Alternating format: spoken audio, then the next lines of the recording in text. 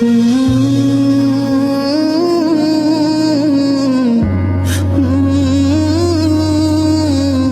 আছেন?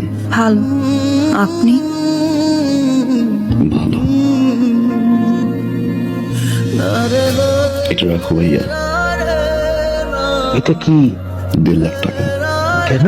ওই যে তোমাকে না বলে নিয়েছিলাম। এটা লাগবে না। ছোট ভাইকে থেকে 1.5 লাখ টাকা দিয়ে একটা মোটরসাইকেল দিতেই পারি। রাখ, এটা লাগবে। রাখ রাখ রাখ।